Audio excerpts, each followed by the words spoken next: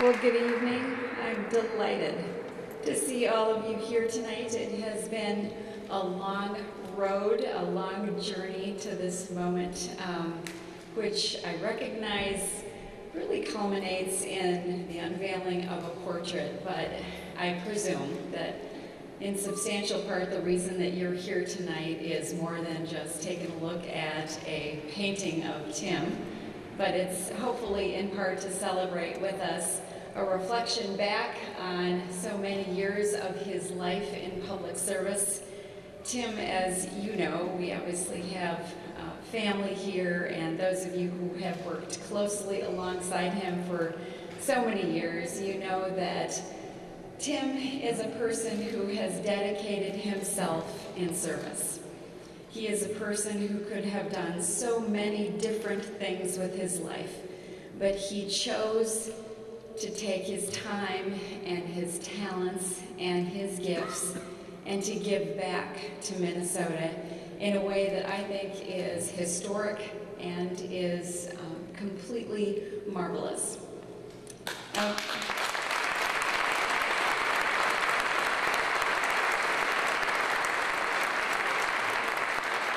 I will tell you that we had a moment as we were thinking about this portrait unveiling that there may be those of you who are expecting things that I know historically have been in so many Minnesota portraits, and that is all of the hidden icons, the little cues or artists' hidden drawings of various things within the portrait. And I had family members who would ask, what's going to be in there? What are you going to hide in there? And of course, if you know our family, one of the things we like the most in the whole wide world is our fabulous little 10-pound dog, Maisie. So we're thinking, oh, what do we do with Maisie's face? We perhaps hide it in the clouds. Or we do something, remarkable with, Tim and his love of family, and maybe Anna and Mara and me are peeking around the corner inside the frame somehow, or perhaps the artist would take and paint in Bob Schroeder and Paul Anderson into Tim's right arm somewhere so that they would reflect the fact that he couldn't have done this, of course, without that their help was from the beginning and throughout the time of his service all the way up through and including this past summer. And we think of all of you who are here tonight, and even those who were not able to join us today. It's just impossible to imagine being able to weave everyone into this, from all of the members of Tim's family to all of you, those of you who have been so supportive of him. How could you not have a picture without Wheelock Whitney somewhere in the back of that portrait, and all of the amazing folks who have pulled alongside for so long? It's hard to imagine how we could do it without the staff and with all of those who pulled alongside during his many campaigns, whether for governor, of course, back in the day when he was running for the legislature, and those eventually who pulled alongside in a really mighty way when he was running for president. And from my perspective, there are a couple of other little icons that if we were to have added icons to this picture, that I would have loved to have seen maybe tucked away in the corner, a little cigarette with a round red circle and the X through it. There have been those who along the way have asked me whether Tim consulted me about any of his big decisions, and the reality is we really did not speak about those things in substance a lot. We would talk about them in passing at times, but of course, he is a man who knows his heart, he knows his mind, his compass is set, and he, of course, would decide them on his own. But periodically, we would speak about them. And one we spoke about was the smoking ban, and he asked me about it because, as you all know, the more libertarian wing of the conservative movement is a little bit suspect of government imposing themselves and saying that you can't have a ban, or the government can't ban smoking in bars or in restaurants. But I said, there was a day, and it's hard to remember it. Those of us who are, for most of us, our age, we remember back in the day when you would fly on an airplane and there'd be smoking on the airplane. They'd ask you if you want smoking or no smoking, which of course is completely irrelevant because the whole plane would be filled with it. But it's hard to remember a day in Minnesota where you would walk into a bar or a restaurant and there would be smoking. So to the extent it was a moment in time when Tim made a decision to sign into law the law that disallowed smoking in a restaurant or a bar, it is a moment in time that we will simply know should have always been. But it was on his watch that that legislation was signed. Or for example, if we were thinking of the backdrop of this portrait, that maybe it should be that the backdrop would be Lake Vermilion, because it is a place that is near and dear to our family, and it is a place where Tim chose to sign into legislation the first state park in 30 years, which is the Vermilion State Park. As it turns out, it is a place that we love very much, and we go and visit, coincidentally, very, very close to where Mark Dayton spends much of his time in the Dayton property. And I will tell you that although his land is vast and the cabin that we stay in is about the size of a sugar cube when we go visit, it is a place that our hearts share, and I will say a significant tip of the cap to the Dayton family, because that land is land that ultimately will be placed in the hands of those who will preserve it for centuries to come, for those who will spend time on the shores of Lake Vermilion and see its beauty for years to come.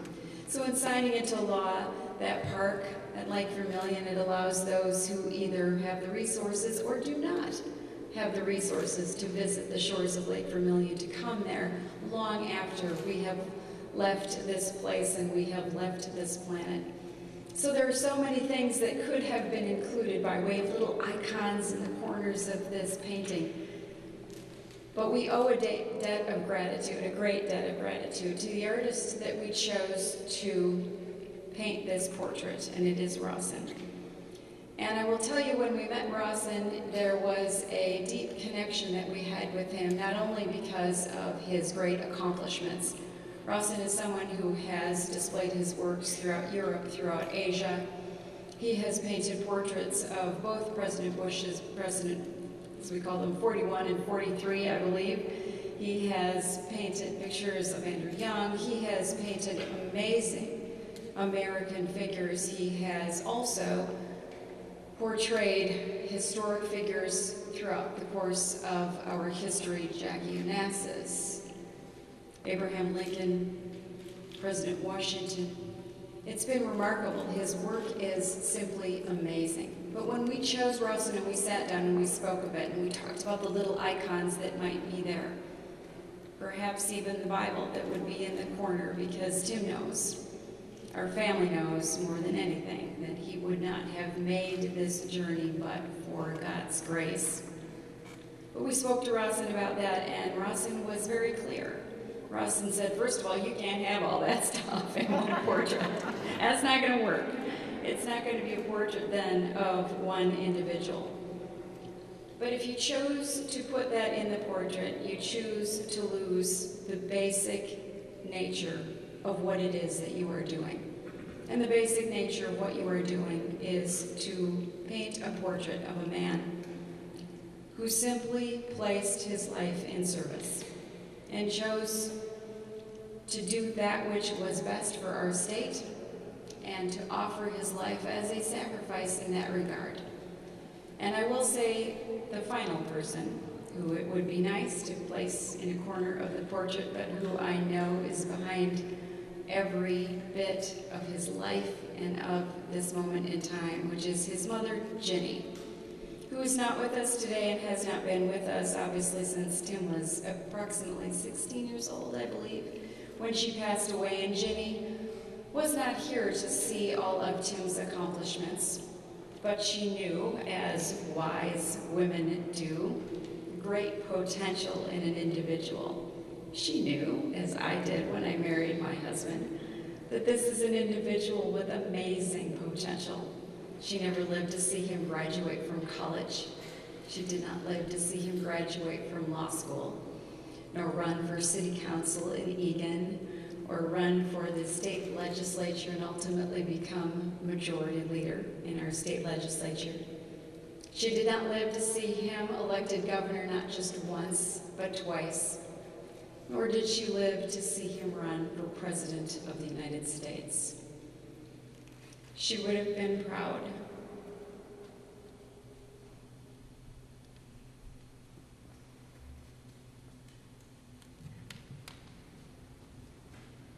As I am.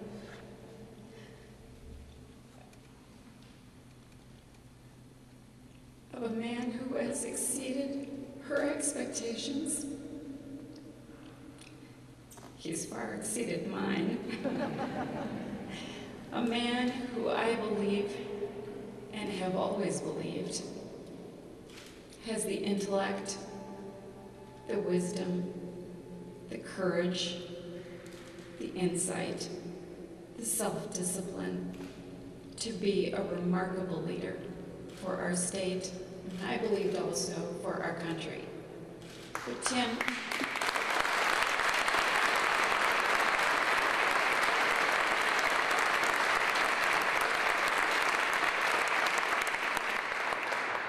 you're only 50. I gotta believe there's another chapter for you somewhere. We'll see. Maybe not in politics, but there is not only another chapter in his life, but he has so much he has learned, and I believe so much left to give. So I will tell you that this portrait today is fairly straightforward. It's direct. There are no hidden symbols, no hidden agendas, and I think best reflects a man from South St. Paul who rose to the level of governor of the state of Minnesota, and we are deeply proud.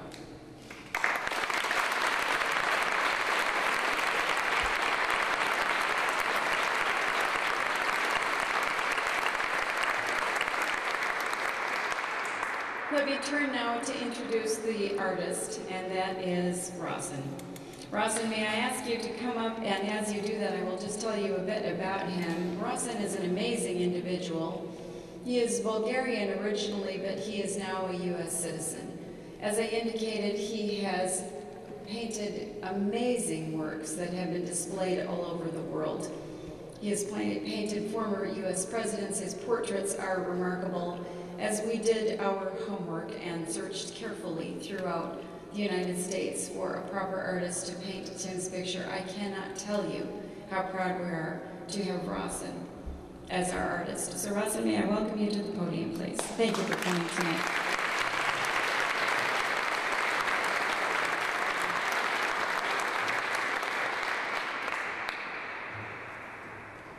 Thank you, Mary. I don't know how to tell such a beautiful and heartfelt speech. I'm just an artist, so whatever I wanted to say, basically I said it in my work. And I hope it speaks volume the way I feel about you, I feel about Governor Pawlenty. And your wonderful and kind decision to invite me to this portrait. It is customary to say how privileged one feels when given an opportunity such as this, but indeed, it is a great, great privilege on many levels. First of all, look at this building. Are you aware that you have the most beautiful Capitol building in the United States?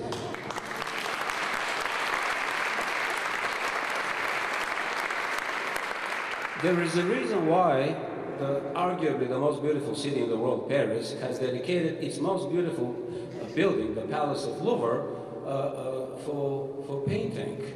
And the most famous painting in the world is nothing else but a portrait of a young lady, Mona Lisa. Everybody knows that. That's not an accident. Portraits are stubborn things. They have the tendency to last. They last centuries, they last thousands of years, for no other reason but because they carry a certain energy. They carry a certain message within that goes from generation to generation, and that energy really inspires the next to come.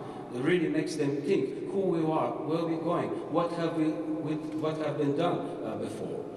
So when I approached Tim's portrait in our initial decision, I had a pretty clear idea what I want to do.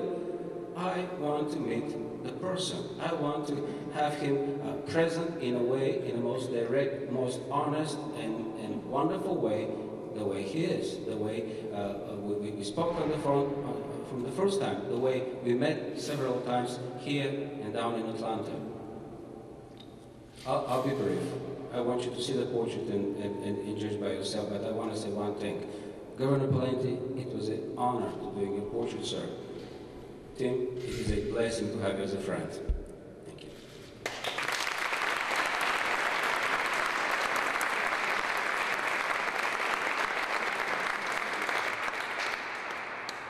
And I am going to take a moment to invite my husband up to the microphone to say a few words of thanks. Honey, come on up.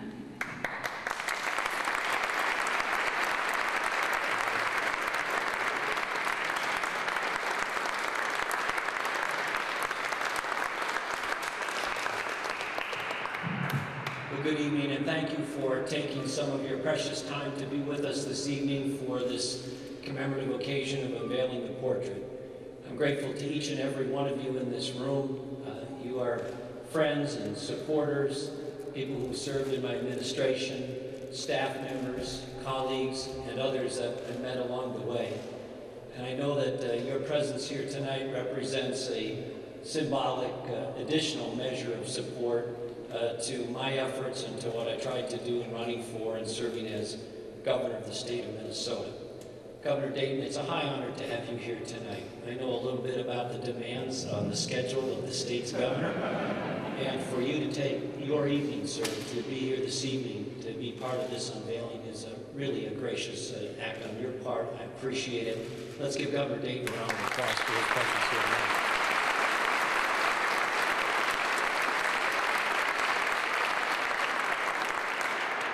There are many people individually that I would love to thank if we had the time to go through the whole list. But tonight we unveiled this portrait, and it simply is just a portrait. It is a grand work that this very talented and gifted artist put together. It's part of a tradition or a protocol that governors have. If you're a former governor, you get to have your portrait hung in the Capitol. And so it symbolizes that tradition, it symbolizes that history, it hopefully symbolizes some other things. You'll see the face of the portrait in just a few minutes, but interwoven within the portrait and really behind the portrait, for me, is much more. It's not just what you see on the front of this, it's what I experienced on the back of it. And the back of it involves a number of things. One is when you serve as governor of the state and you've done the things necessary to try to campaign successfully for that position, the people around you pay a high price. And there's heavy burdens to bear on families, on schedules, on missed opportunities, missed children's soccer games and other commitments that I wasn't able to fully make as a father and as a husband in terms of my schedule. And so as I look at this portrait of my time as governor, one of the things I'm most mindful of is the extra weight, the extra burdens that I visited on my family because of that service. And at each juncture and in each moment, they stood strong and said, "We're with you, we understand." They remained sturdy, we remained together as a family. And that wouldn't have happened first and foremost without the world's most spectacular spouse you could ever imagine, and you saw a glimpse of that tonight, and that is the former First Lady of Minnesota Governor.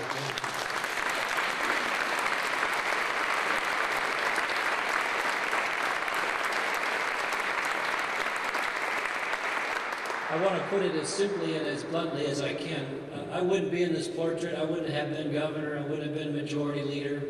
I wouldn't have been a lawyer probably. Heck, I don't know what I would have been. But whatever I turned out to be, none of it would have happened without Mary.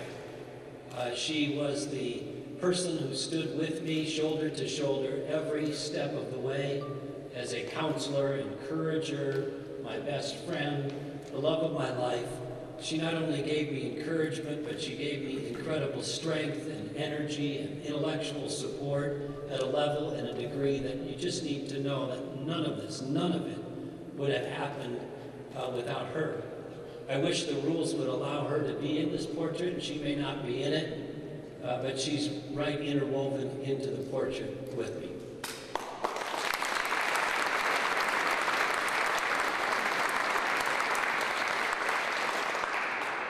I also want you to know that she said, well, we didn't talk much about issues. That's a little misleading.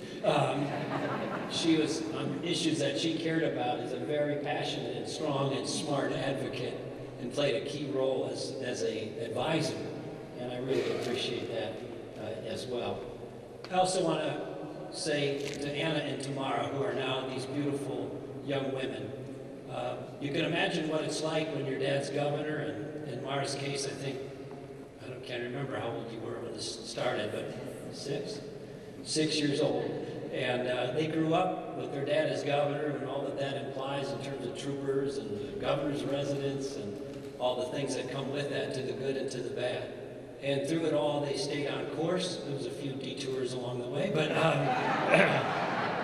they stayed on course. And I love them both, and I'm very proud of them.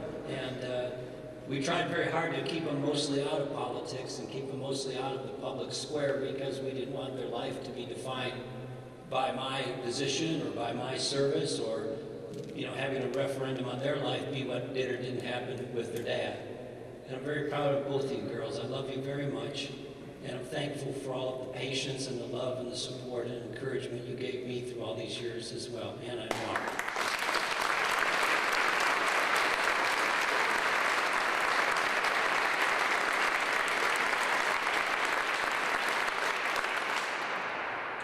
And to all the rest of the room and those beyond the room who couldn't be here tonight, or perhaps just weren't able to make it, I want to say thank you. My family here, immediate family, extended family, friends and staff members, colleagues, administration officials, supporters, I wouldn't have been able to do any of this without you. And as people pull alongside in life, shoulder to shoulder in tough moments, and say, I'm with you, I'll stand with you, I'll help, I'll encourage, I'll support, I'll work. There isn't always in that moment the right way and the right time to look each in the eye and beyond and say, thank you, I love you, and I'm appreciative and I'm grateful. I appreciate each and every one of you. I'm grateful to each of you. I know that my service asked a lot of you in various forms, and I want you to know I appreciate it. I think we made a positive difference for this state. I'm also grateful to God. I know where my help comes from.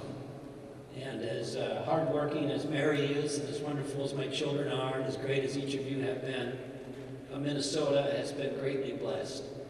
My family has been greatly blessed. I've been greatly blessed. And God has been good to me and good to my family. And I acknowledge that publicly and proudly and enthusiastically. I'm grateful to God. I'm grateful that He has given His blessings to our state. I'm also grateful for family in the sense that my immediate family, when you have the last name of Pawlenty and you're from South St. Paul and you're a Democrat, things happen, not to the positive. Like if your brother's the governor, who's kind of this conservative Republican, and you're working in environments that perhaps lean the other way, and you've got that last name, you kind of get the what for from your coworkers and others. And so my family has endured a lot of burdens in various settings because of the coincidence of their last name. I'm thankful to each and every one of you for all that you put up with as well.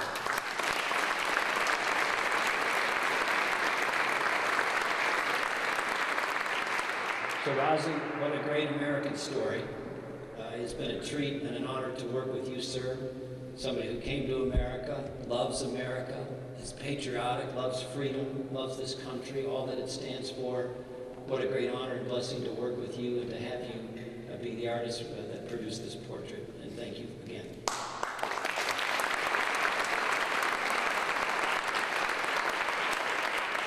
And lastly, I want to thank the people of the state of Minnesota.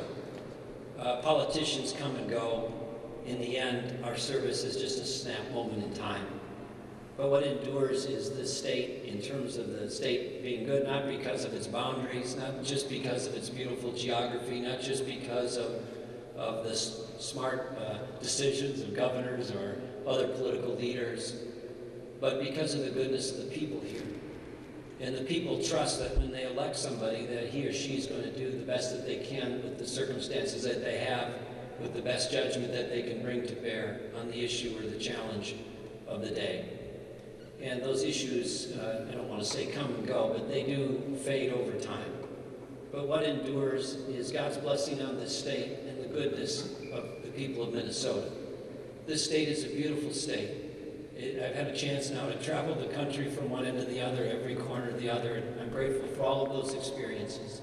But the state of Minnesota, the North Star State, the land of 10,000 lakes, while it certainly has its share of challenges, also has an abundance of blessing in the form of the people here are hardworking. They care about family. They care about faith. They care about charity. They care about generosity. They want a state that works and is kind and is high functioning and works for everybody. And so while I had the chance to occupy that office for 8 years, others will in the future, others have in the past, the thing that we get our wisdom from, our success from, isn't the politicians and portraits. It's from the collective wisdom and goodness of the people of this state. And I believe if we encourage that, recognize it, take care of it, foster it, and lead it in proper ways with the best of intentions, we'll continue to be the most remarkable state in the nation. I appreciate you being here tonight. Thank you for coming.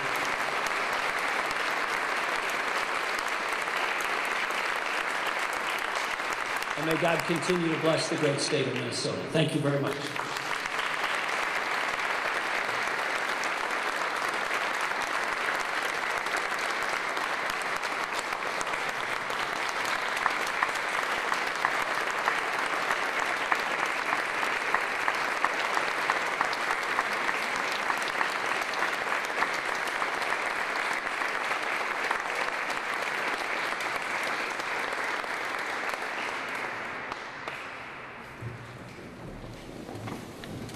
With Rossin's help, we are going to unveil the portrait. I will say this, as soon as we have unveiled it and you've had a moment to take a look at it, feel free to come on up and take a peek, but that really will close out our program tonight. We have a reception, just some light refreshments that I believe are directly behind us. Would ask you to join us, and again, thank you to each and every one of you who took the time to come tonight and for all of your many, many years of service and friendship. We appreciate it. Thank you.